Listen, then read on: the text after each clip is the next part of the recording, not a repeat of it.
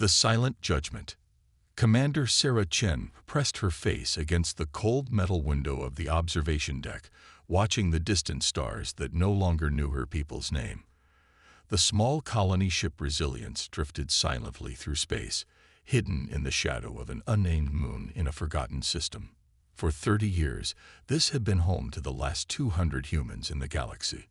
Sarah touched the faded patch on her uniform, where the Earth symbol once proudly displayed.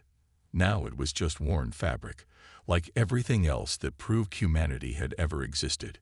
She remembered the day the Galactic Tribunal had made their final decision, the day her species was officially declared extinct and their name erased from every database, every history book, every language in known space. The door behind her hissed open. Dr. Elena Vasquez entered, her medical tablet clutched tightly in her weathered hands. At 65, Elena was one of the oldest survivors, old enough to remember Earth before the Void Wars began. Her gray hair was pulled back in the same practical style she'd worn for decades, and her eyes held the weight of 3 decades of hiding. "Sarah, we need to talk," Elena said, her voice carrying the tired authority of someone who had delivered too much bad news over the years.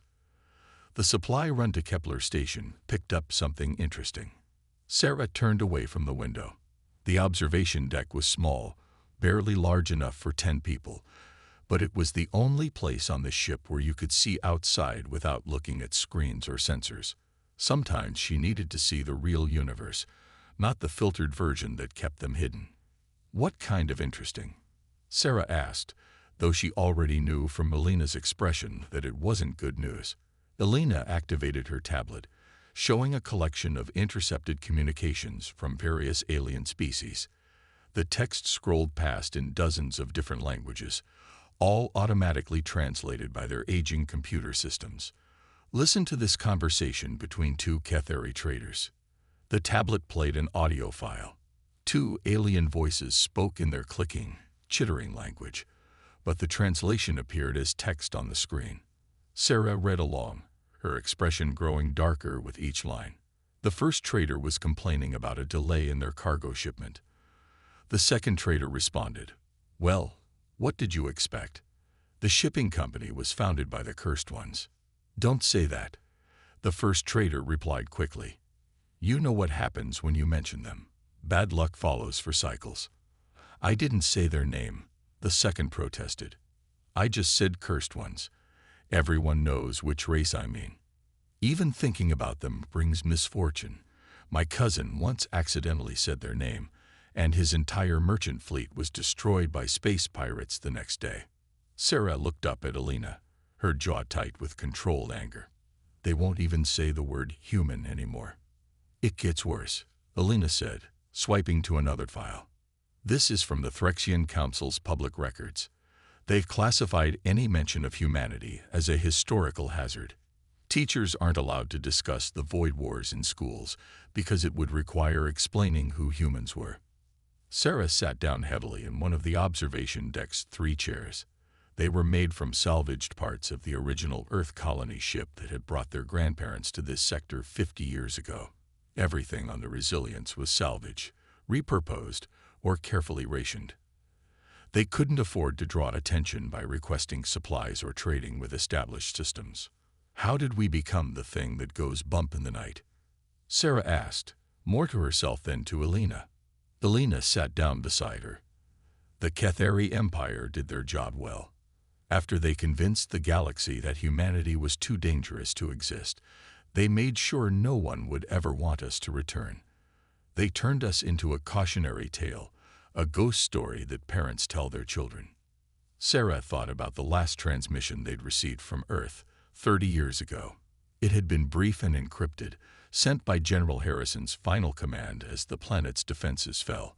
"Package delivered safely. Tell the children we love them." That was all.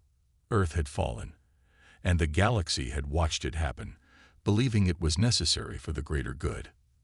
The supply team also picked up something else. Elena continued, her voice dropping to almost a whisper. "There are rumors of other survivors. Small groups scattered across the galaxy, living under false identities or hiding in places like us. Sarah felt her heart skip. Confirmed. No, just rumors. But consistent ones. A human engineer working under an alien identity in the Proxima Trade Hub. A group of human children being raised by sympathetic aliens in the Outer Rim. A human scientist whose research is credited to her alien colleagues. Zelix immediately stood up, his chair scraping against the floor. I must go. My ship needs maintenance. He hurried away, leaving James alone with the Ketheri officer. Aina sat down without waiting for an invitation. You've been asking questions, Captain. Dangerous questions. I didn't know curiosity was illegal in Ketheri space. It's not. But some topics are better left unexplored. Aina's golden eyes studied his face carefully. You're human, aren't you? James felt his blood turn to ice. He'd been using false identification papers for years, claiming to be from a remote colony of mixed heritage. His appearance was ambiguous enough to pass for several different species, and he'd been careful to never let anyone examine him too closely. I don't know what you mean. Captain, I've been a military investigator for 20 years. I know how to spot someone who's hiding their true identity. Aina's voice was calm but firm. The question is, what are you planning to do with the information you've been gathering? James looked around the cantina. The other patrons were focused on their own conversations, but he knew that appearance could be deceiving. Why don't you arrest me? Because I'm not sure you're the enemy. What's that supposed to mean? Aina was quiet for a long moment, choosing her words carefully.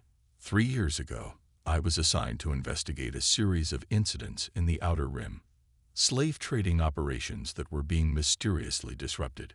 Ships carrying illegal cargo that would malfunction at exactly the right moment to alert authorities. Corrupt officials who would suddenly develop consciences and confess their crimes. James kept his expression neutral, but he knew where this was heading. The pattern was always the same, Aina continued.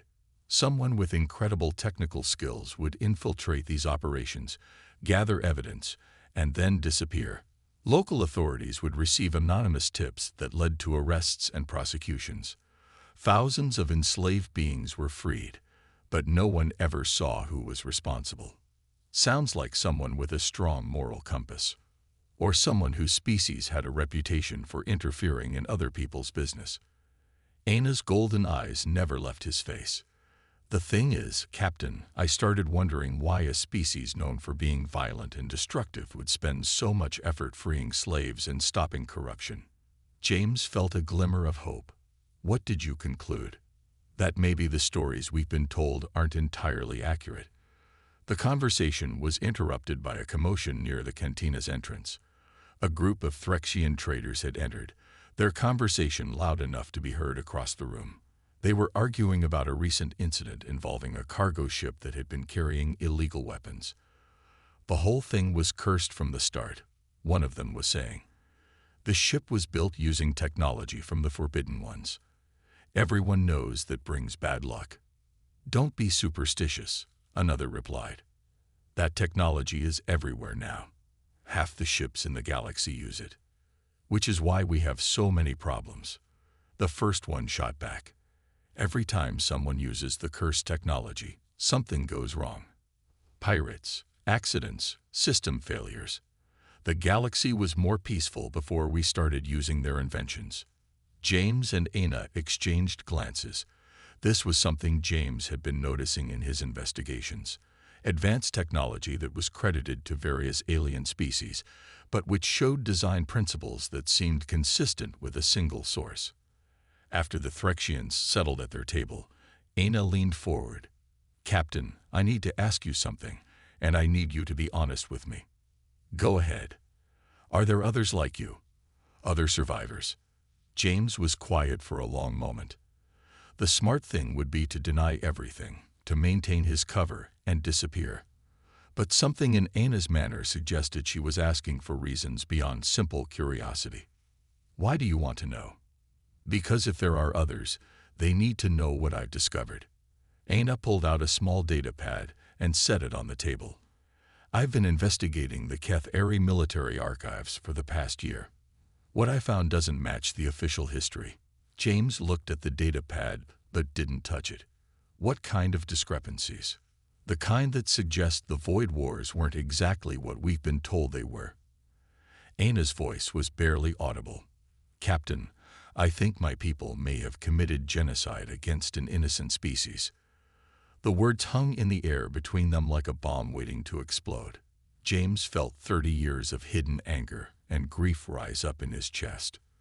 Around them, the cantina continued its normal operations, aliens of dozens of species eating, drinking, and conducting business, all of them believing they lived in a galaxy where justice had been served and monsters had been defeated. Sarah stood up and walked back to the window.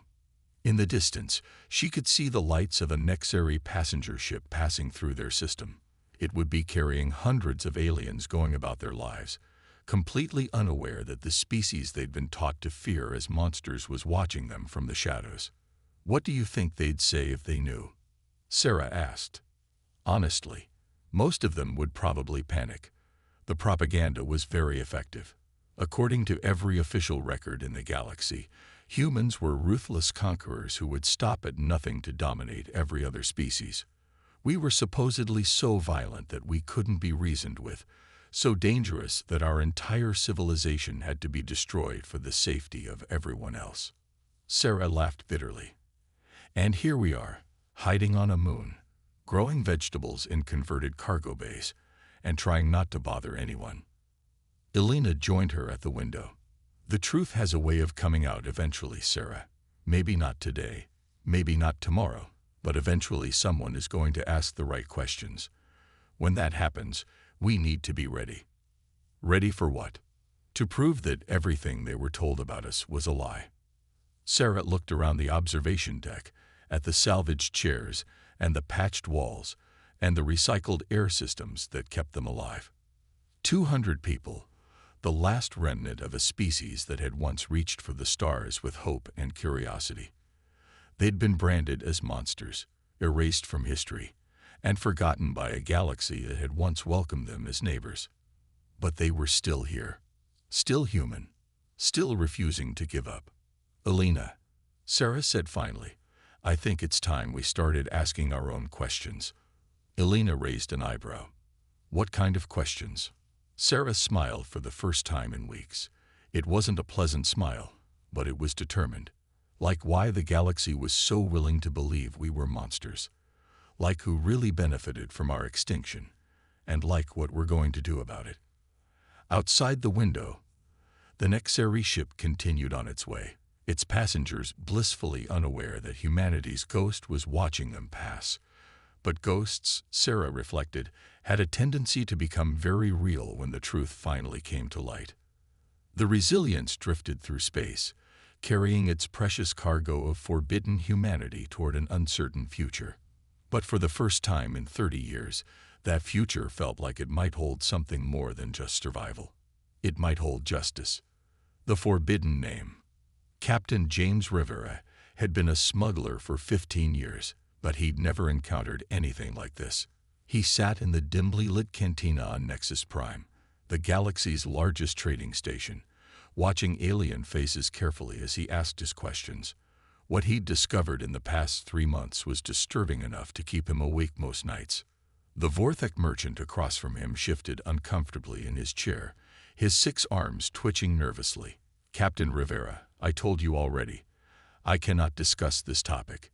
It brings misfortune to even think about it. James leaned forward, keeping his voice low. Come on, Selix. We've done business together for years. I'm not asking you to say anything dangerous. I just want to understand why an entire species can be erased from history. Zelix's compound eyes darted around the cantina, making sure no one was listening. You don't understand. The cursed ones weren't just erased. Their name was forbidden because speaking it invites chaos. My grandfather once told me stories, but even he wouldn't say their actual name. What stories? Stories of destruction, of worlds burning, of a species so violent they would destroy entire systems just to prove a point. Zelix's voice dropped to barely a whisper. They say the cursed ones could turn friend against friend with just words. They could make peaceful species fight wars that lasted centuries. James sat back, processing this information. He'd been hearing variations of the same story for months now, from dozens of different species across the galaxy. Humanity had become the ultimate boogeyman, a cautionary tale that parents use to frighten children into behaving.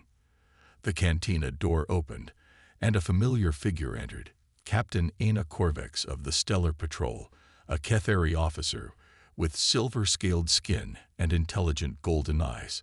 She spotted James immediately and walked over to his table. "Captain Rivera," she said, her voice carrying the formal tone of someone who'd been trained in military protocol. "May I join you?" "If that's true," James said carefully, "what do you plan to do about it?" "I plan to find the truth. All of it. And then I plan to make sure the galaxy knows what really happened." James made a decision that would change everything. He reached across the table and picked up the datapad. "Captain Corvex, I think you and I need to have a much longer conversation." Aina nodded. "I have a private office in the patrol station. We won't be disturbed there." As they prepared to leave, James caught sight of his reflection in the cantina's mirror. For 30 years, he'd been hiding what he was, living under false names and false identities. He'd helped where he could, saved who he could, always from the shadows. But now, for the first time since the Void Wars ended, he wasn't alone. Someone else was asking the right questions, someone with the authority and access to find real answers. The galaxy might not be ready to hear the truth about humanity, but James Rivera was ready to start telling it. They left the cantina together, a human smuggler and a Ketheri officer, unlikely allies in a search for justice that had been 30 years in the making.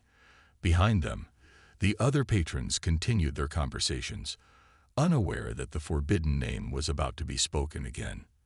And this time, it wouldn't be whispered in fear.